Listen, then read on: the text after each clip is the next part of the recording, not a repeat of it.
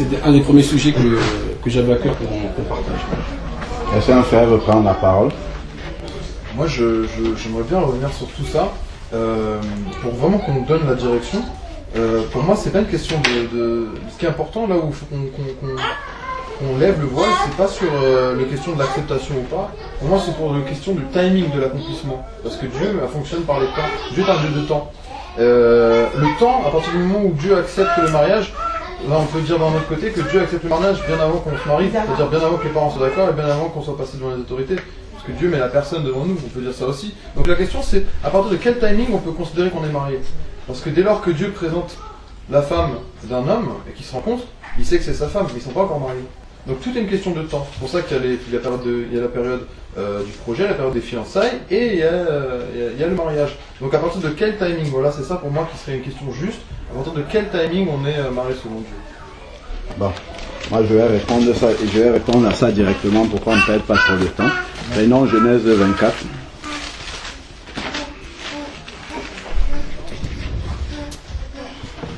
Je vais sauter un peu, sinon on va passer trop de temps dans la lecture. Je vais lire juste des portions, je crois qu'on connaît à peu près l'histoire dans Genèse 24. C'est le mariage d'Isaac. Donc il est dit Abraham était vieux, il avait atteint un âge avancé et l'Éternel l'avait béni en tout. Donc Abraham dit à son serviteur, pas n'importe lequel, le plus ancien de sa maison, qui administrait tous ses biens, tu vas mettre la main sur ma cuisse. Et je te ferai jurer par l'Éternel, c'était encore possible, le Dieu du ciel et le Dieu de la terre, de ne pas prendre pour mon fils une femme parmi les femmes cananéennes, au milieu desquelles j'habite. Mais tu iras dans mon pays et dans ma patrie prendre une femme pour mon fils Isaac. Premier point. Là, on est déjà éclairé sur une chose. Abraham, c'est un enfant de Dieu, c'est le père de la foi. Donc, c'est lui qui nous montre, c'est un exemple, puisque Jésus n'a pas été marié sur la terre. Donc, c'est un exemple. Abraham demande de ne pas prendre une fille parmi les filles des Cananéennes, mais dans son peuple. Ça veut dire que si je suis déjà un enfant de Dieu, je dois épouser un autre enfant de Dieu. Pour que Dieu soit d'accord, première chose. Donc ensuite maintenant, je dis si je suis déjà un enfant de Dieu, c'est qu'il n'est pas votre cas. Ça, vous étiez païen, il y a 1 Corinthiens 15 7 parle de ça. Bon, c'est pas le cas, mais idéalement, si on est déjà converti, c'est ça qu'on doit faire. Donc ensuite maintenant, on voit que c'est Abraham qui a l'initiative. C'est le père. C'est le père qui prend les devants, ici là. Bon, donc Abraham envoie, bon, si Abraham avait l'âge encore de faire le déplacement, il l'aurait fait. Mais il a pris quelqu'un qui le représente valablement, parce qu'on a bien indiqué c'est le plus ancien, ainsi de suite. C'est vraiment quelqu'un en qui il avait confiance. Donc c'est comme si c'était carrément Abraham lui-même qui faisait le déplacement. Donc ensuite le serviteur va partir, ainsi de suite. Donc ensuite maintenant le serviteur, verset 10, il prit 10 chameaux, ainsi de suite. Il prépare donc le voyage. Donc ensuite maintenant, qu'est-ce qui va se passer? Il va prier, il va faire une prière au Seigneur où il va demander un signe pour reconnaître la femme que Dieu donne à Isaac. Donc il va demander à Dieu maintenant de lui montrer un signe. C'est-à-dire ce que Dieu approuve. Et Dieu va exaucer. Donc oublions même le serviteur. C'est comme si c'est Abraham lui-même. Parce que le serviteur agit mandaté par Abraham. Donc c'est comme si c'est le père lui-même qui dit à Dieu dans la prière de lui montrer qui est la femme de son fils. Donc, et Dieu va exaucer cette prière-là à la lettre. Il va lui dire c'est par ce signe-ci que je vais reconnaître. Et la fille, Rebecca, a fait exactement cela. Ce qui montre que Dieu approuve cette démarche-là. Ce qui montre que le sceau de Dieu était vraiment là, dans ce voyage, dans l'initiative que le Père a. Bon, continuons maintenant. Ensuite, bon, il va faire une démarche. Voilà, je vais nous sauter tout ça. On va aller directement dans l'essentiel. Verset 22. Quand les chameaux eurent fini de boire, l'homme prit un anneau d'or après que la prière ait été exaucée, après qu'il ait eu l'approbation de Dieu, c'est-à-dire que le sceau de Dieu, que c'était effectivement celle qu'il recherchait, qu'est-ce qu'il a fait?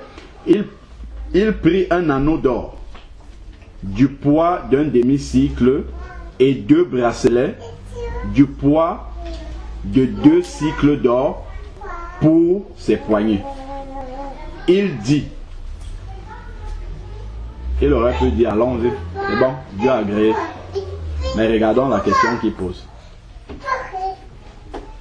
De qui es-tu la fille?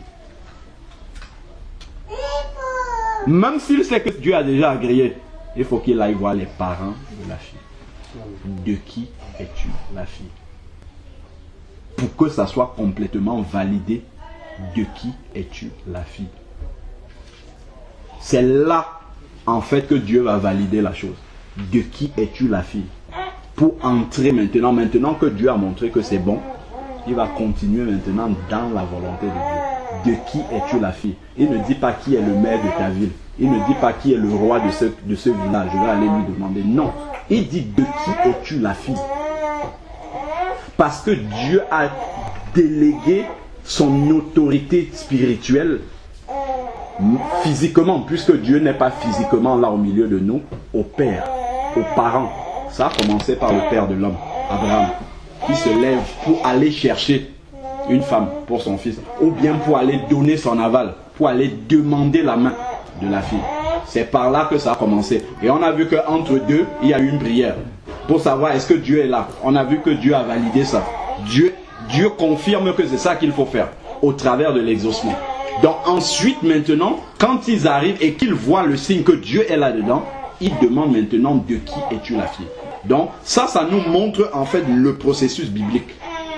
Le père qui va qui va chercher une fille pour son fils, et maintenant qu'il trouve une fille qui peut convenir, il faut qu'il rencontre les parents de la fille.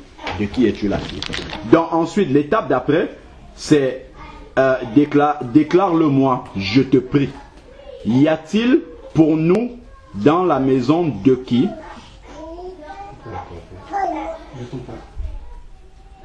Elle pouvait habiter, je ne sais pas moi, chez un tuteur, chez n'importe qui, mais lui demande le père. Parce que c'est le père qui veut rencontrer. Y a-t-il de la place dans la maison de ton père? Parce qu'il venait faire une demande en mariage, il sait que ça ne te fait pas en 2 minutes. C'est pour ça qu'il demande s'il y a de la place, s'il va pouvoir dormir pour parler avec le père de cette personne. Parce qu'il sait que l'approbation de Dieu, c'est le père de cette personne-là ou son représentant qui doit donner. Les clés sont là, c'est dans le texte. Hein. Là, il n'y a pas à faire la philosophie. On lit bien de qui est-ce que tu es de la maison de ton père, là où tu es là? Est-ce qu'il y a de la place là-bas? Donc, il dit bien ici, y a-t-il pour nous dans la maison de ton père la place pour passer la nuit? Point d'interrogation. Elle répondit, je suis la fille. C'est-à-dire qu'elle comprend directement qu'est-ce que ça signifie. Elle donne le nom de son père. Voilà celui qui doit dire. Elle donne le nom de son père. C'est vraiment ça qui est le canevas biblique. Donc elle dit, je suis la fille. Elle répondit, je suis la fille de Bethuel, le fils que Milka a donné à Nacor. Elle ajouta, il y a chez nous de la paille d'or. Bon, après, elle rentre dans d'autres détails. Alors, regardez. Alors, l'homme s'inclina et se prosterna devant l'Éternel. C'est un serviteur de Dieu lui aussi. C'est-à-dire qu'il comprend en fait que Dieu est en train d'agréer parce qu'il peut rencontrer celui qui va dire verbalement la décision de Dieu. Parce que Dieu ne va pas parler verbalement, mais c'est le père de la fille qui va parler, qui va dire la décision de Dieu avec sa bouche. C'est pour ça qu'il se prosterne, pour remercier Dieu. Parce qu'il peut rencontrer celui qui a l'autorité spirituelle pour parler de la part de Dieu. C'est clair, en fait, c'est qu'on a beaucoup de théories, beaucoup de films. Pourtant, tout est dans la Bible. C'est clairement écrit dans la Bible. Donc si on a fait cette démarche-là, Dieu ne va pas venir désapprouver ce qu'il a approuvé pour certaines personnes dans la Bible. Si on a fait cette démarche-là, donc voilà, il se prosterna devant l'Éternel en disant, béni soit l'Éternel, le Dieu de mon Seigneur Abraham, qui n'a cessé d'exercer sa bienveillance et sa fidélité envers mon Seigneur. L'Éternel a guidé mes pas jusqu'à la maison des frères de mon Seigneur. La jeune fille courut raconter blablabla. Ensuite, bon, Rebecca, verset 29, avait un frère nommé Laban. Laban courut dehors vers l'homme près de la source. Il avait fait quoi? Vu l'anneau et les bracelets aux mains de sa sœur. Il a compris qu'est-ce que ça veut dire. Quand il a vu ça, il a compris tout de suite qu'est-ce que ça veut dire. C'est pour ça qu'il est allé vers celui-là. Lui aussi, ça ce sont des enfants de Dieu. Viens maintenant, on va conclure la chose comme l'Éternel le veut. Ça se passe ici à la maison. Il est allé vers cette personne-là, vers l'homme, qui se tenait auprès des chameaux vers la source. Il lui dit, viens, toi qui es béni de l'Éternel. Toi qui es béni de l'Éternel, après avoir vu les bracelets et tout ça sur les mains de sa sœur, il a compris qu'est-ce que ça voulait dire. Et il part, lui dit, viens, béni de l'Éternel. Comme ça, on va faire les choses comme Dieu veut. Pourquoi restes-tu dehors? C'est le frère, ici là.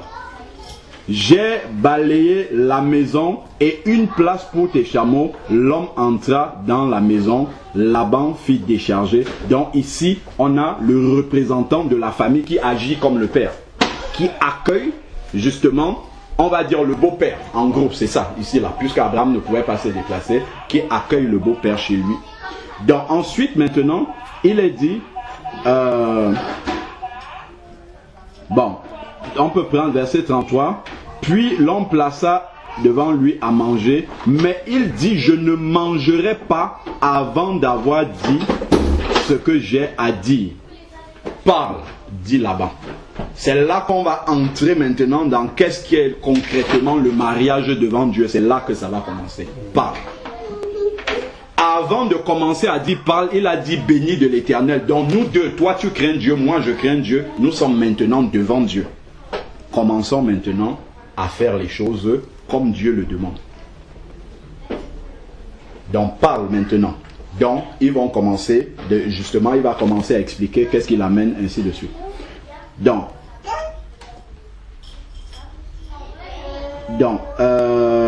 c'est pour nous économiser la lecture, tac tac tac tac tac. Donc parce qu'il raconte ce qui a déjà été. Donc bon, à partir du verset 41, tu seras dégagé. Bon, ça on a compris. Je suis arrivé à la source. Il raconte que Dieu a exaucé sa prière. Non, c'est plutôt les détails pour aller directement à l'essentiel.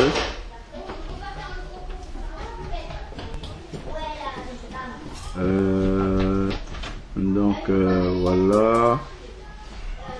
Bon, à partir du verset 48, il donne tous les détails. Hein. Il dit même au verset 48 qu'il s'est incliné devant l'Éternel. Hein. Il raconte tout au Père.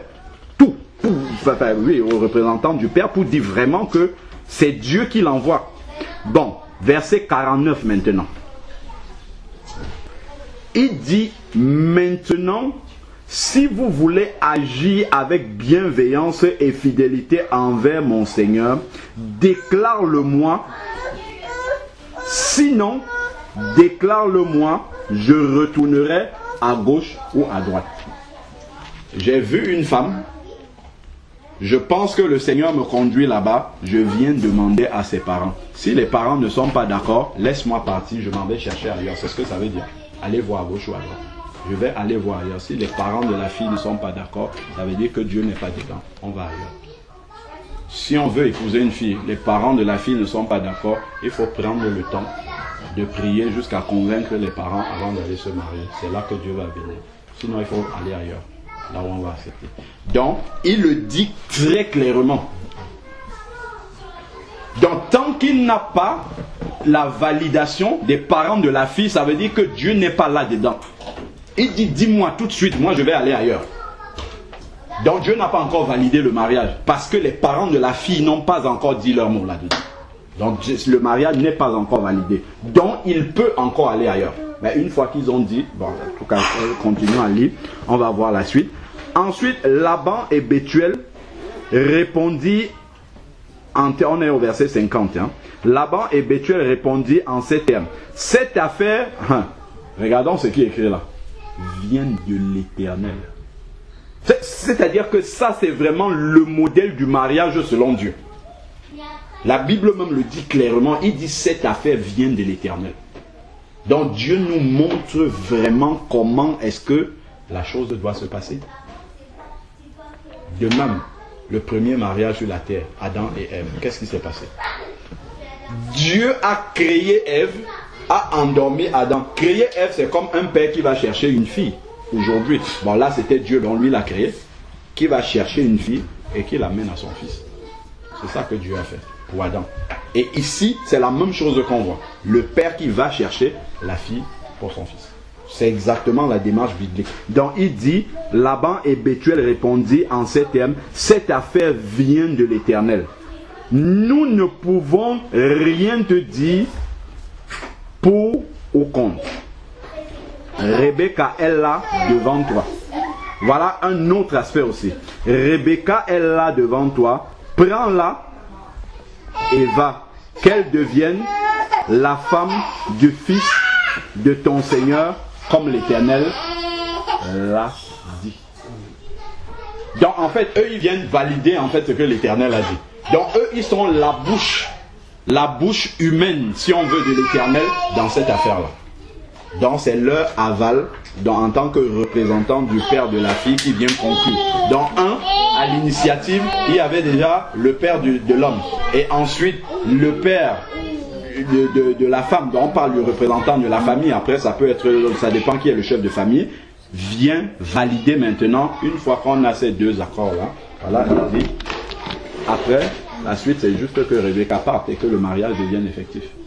Donc, continuons maintenant. Lorsque le serviteur d'Abraham entendit ces paroles, qu'est-ce qu'il fait encore? Il se prosterne encore. Donc quand il entend l'aval, la parole du représentant de la femme, donc du père, disons pour faire simple, du père de la fille, il se prosterne maintenant parce que Dieu vient de donner l'accord final. Il dit c'est ça là, tac, c'est bon. Voilà pourquoi il va se prosterner encore là, cette fois-là, devant les parents de la fille. Il se prosterna en terre devant l'Éternel. Maintenant, il passe à la pratique. Le serviteur sortit les objets d'argent, d'or, ainsi de suite. Bon, ça ici, là, on ne lui avait pas demandé. Donc, c'est Abraham qui avait voulu apporter la dot volontairement. Donc, c'est quelque chose de volontaire. Après, si la famille de la femme demande, oui, voilà. Donc, il sort maintenant. Pourquoi il sort les objets là maintenant? Parce que Dieu vient de valider au travers de la bouche des parents de Laban et de Bethuel, Dieu vient de valider le mariage. Donc c'est bon, là on passe à la pratique, il sort la dot qui commence à donner. Directement, il a compris. Donc, et ça, on voit que tout ça en fait est conduit par le Seigneur. Il a sorti les objets, il a commencé à donner. En fait, le mariage commence dans la fête, quoi, si on veut, dans la pratique. Donc, il sort des objets en or qu'il donna à Rebecca et fit des largesses à son frère et à sa mère. Après quoi, lui et ses gens qui l'accompagnaient mangèrent et buvent. Voilà le mariage qui est en train de se passer là déjà. Tac, il y a la dot là, tac, il y a voilà, manger, boire, ainsi de suite, réjouissance. Voilà, le mariage est fini. Le matin, quand ils furent levés, le serviteur dit, laissez-moi repartir vers mon Seigneur. Le mariage est fini. Il n'y a plus rien là. Je ne vois pas le maire, je ne vois rien d'autre. Pour lui, c'est terminé. Dieu a dit, point à la ligne. Le mariage est fini là. Il repart avec la femme. Et il est totalement en règle avec Dieu. Il n'y a rien de plus là-dedans. Il dit, ah, laissez-moi partir avec elle. Parce que pour lui, Dieu a déjà validé. Et on a vu que là, nous sommes en face des gens qui craignent Dieu. Tous ceux qui sont là, ce sont des gens qui connaissent Dieu. Ensuite, maintenant, il dit, verset 55, le frère et la mère dit, que la jeune fille reste avec nous. Bon, ils ont mis d'autres conditions. Encore quelques temps, une dizaine de jours, ensuite tu pourras partir. Donc bon, ça, on sait déjà qu'elle est mariée. Hein. Ça, il n'y a plus cette question-là. C'est juste des convenances. Il lui répondit, ne me retardez pas. Pourquoi? Puisque l'Éternel a fait réussir mon voyage. Puisque Dieu a déjà validé le mariage, qu'est-ce qui me retient encore de partir avec la femme?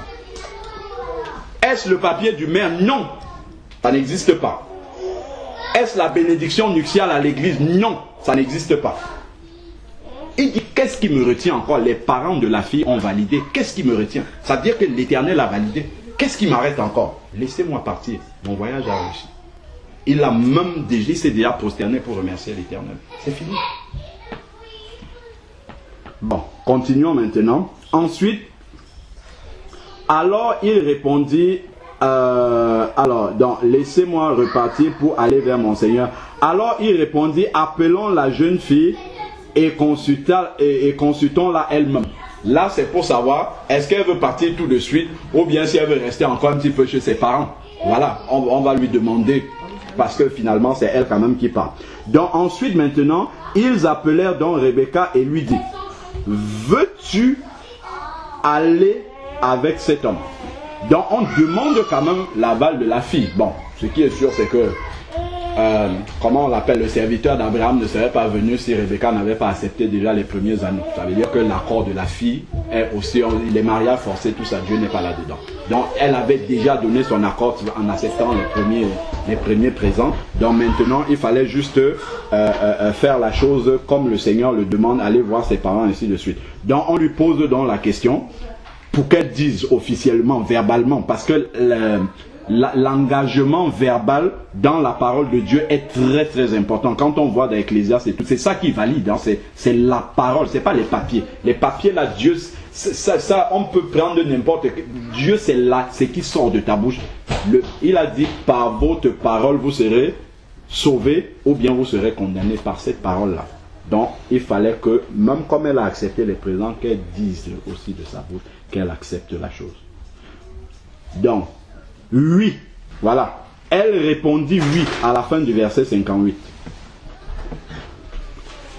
Ils laissèrent alors partir leur sœur Rebecca et sa nourrice avec les serviteurs d'Abraham et ses gens. Il bénit Rebecca et lui dit, regardez la bénédiction, toi notre sœur, deviens des milliers, des myriades, ainsi de suite. Là maintenant Dieu va exaucer toutes ses prières parce qu'elle a la bénédiction de sa famille en partant. C'est l'aval du Seigneur en fait qu'elle a en partant parce que ses parents ont validé le mariage. Donc ça déjà on peut s'arrêter là. Ça déjà quelqu'un qui fait ça, il n'est pas hors de la volonté de Dieu. Ça c'est la parole de Dieu que nous venons de lire. Maintenant je vais aller dans Romains 13 pour éclairer. En tout cas, de ma compréhension, moi je ne fais que dire ce que je lis dans la parole. Après peut-être il y aura deux avis. Je vais relire ce que le frère a dit. Et puis peut-être on va comprendre quelque chose dans ce texte-là. Donc il dit que toute personne soit soumise aux autorités supérieures. Bon, après il y a d'autres mariages. Il y a le mariage de Jacob. Il y a le mariage de... comment on l'appelle, Samson, dans Jude. Il y a plusieurs autres cas, c'est toujours le même cheminement. Donc là, on a pris le cas modèle, après tout le reste, là, c'est toujours là-dessus, bâti sur ce même modèle. Alors, il est dit ici que toute personne soit soumise aux autorités supérieures. Se soumettre aux autorités supérieures, car il n'y a pas d'autorité qui ne vienne de Dieu. Les autorités qui existent ont été instituées par Dieu. Oui, le maire, le roi, ainsi de suite. Tout ça, c'est Dieu qui a permis que ces personnes-là soient là. C'est pourquoi celui qui s'oppose à l'autorité résiste à l'ordre de Dieu. S'opposer à l'autorité, c'est faire le contraire de ce que l'autorité demande de faire. Si on met un feu rouge là, et tout le monde admet et convient que je dois m'arrêter au feu rouge. Si je viens de traverser le feu rouge, je m'oppose à l'autorité qui est là. résiste à l'ordre de Dieu. Donc si je viole le feu rouge, en fait c'est l'ordre de Dieu que je viens de violer. Même comme Dieu n'a pas dit vous ne violerez pas de feu rouge. Mais là, puisque ce n'est pas en contradiction avec la parole de Dieu. Bon. Ensuite, continuons maintenant. Et ceux qui résistent attireront une condamnation sur eux. Effectivement, si je fais ça, j'aurai la condamnation du Seigneur sur moi. Les gouvernants ne sont pas à craindre quand on fait le bien. Mon frère, est-ce que tu crains le maire parce que tu n'es pas passé devant lui? Si le maire sonne ici, est-ce que ton cœur va trembler? Par contre, si je viole un feu rouge là et que je croise la police devant, est-ce que mon cœur va trembler? Bon. Je crois qu'on a un début de réponse déjà. Vous avez compris ce que j'ai dit? Si le maire sonne là, est-ce qu'ils vont trembler parce qu'ils sont dans cette condition-là? Par contre, si je viole un feu rouge là et que je vois la police, je vais trembler. C'est ça que la parole nous explique. J'ai une question. Si J'ai pas encore fini. Parce que là, je sais que j'ai transgressé ça, je suis punissable. Mais lui, pourquoi il ne va pas trembler? Parce que le maire n'a aucun chef d'accusation. Le maire peut l'accuser de quoi? De rien du tout. En quoi est-ce qu'il a enfreint la loi? Rien du tout. Il n'y a pas une loi qui existe qui dit que tu ne dois pas être avec une femme à la maison. Ça n'existe pas. Puisque la loi même comment on va dire? La loi, comment on va dire? Presque anti-biblique, voilà. Puisque voilà, ils sont de Dieu, mais ils font quand même ce qu'ils veulent. Cette loi-là reconnaît même, le Pax reconnaît, je sais pas, le concubinage même. Quand tu remplis ta feuille d'impôt, hein, si tu es un concubin, tu mets concubin là. C'est l'État là qui va valider cela. Si tu étais hors la loi, tu mets concubin, j'ai tel concubin, on viendrait t'arrêter ici.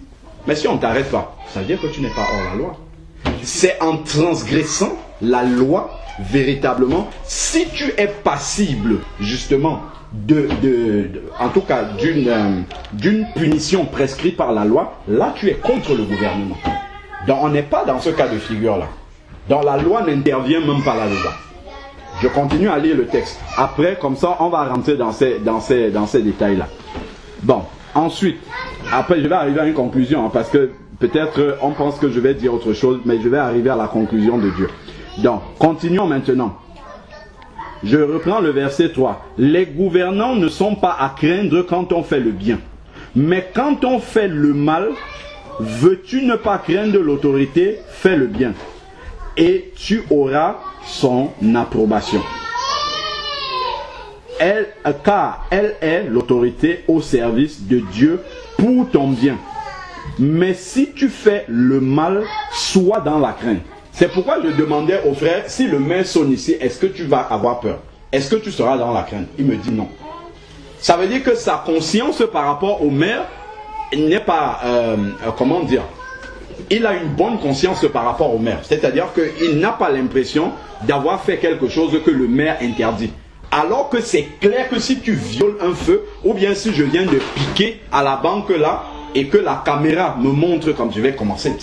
En fait, ce sont des choses que Dieu a permis dans la vie pour qu'on voit comment sa loi agit. C'est-à-dire que tout de suite, je saurais que là, je viens de commettre une infraction qui est punissable. C'est-à-dire qu'on ouvre le code de la loi, on va dire, tiens, c'est écrit article tel, tel, tel, tu as volé, en fonction de ce que tu as volé et des circonstances, voilà ta punition.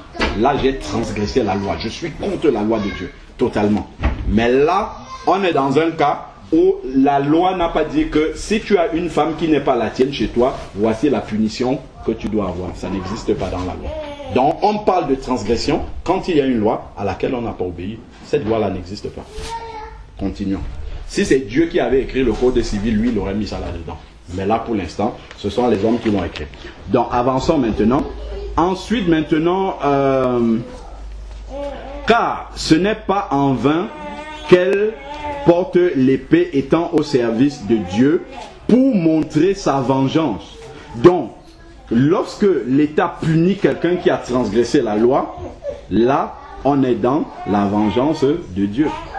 De même, si je prends maintenant la contraposée, quelqu'un qui est marié officiellement, qui est homosexuel, lui, il est marié chez le maire.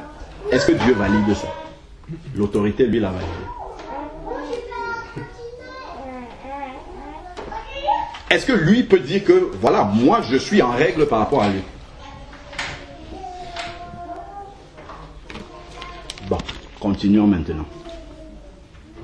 Alors, donc, et d'ailleurs il y a certaines assemblées qui valident aussi le mariage homosexuel. Il y a des mariages à l'église, entre guillemets, certaines églises, on a vu les luthériens, tout ça, qui marient les homosexuels.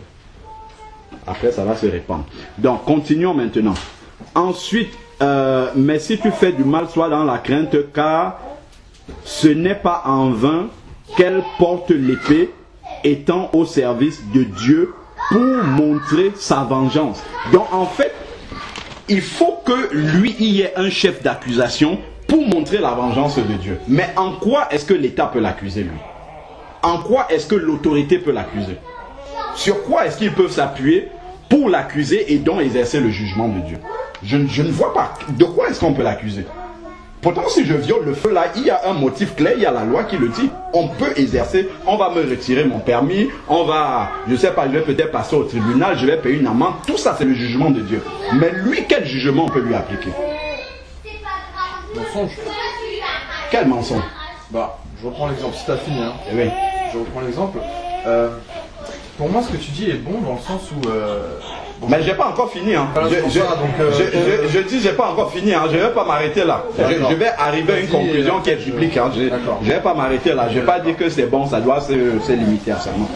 Donc, pour l'instant, j'examine la parole de Dieu et je me calque sur ce que la parole de Dieu dit. Et maintenant, par l'Esprit de Dieu, on va comprendre en tant qu'enfant de Dieu, quand je suis dans cette situation, qu'est-ce que je dois mettre en avant?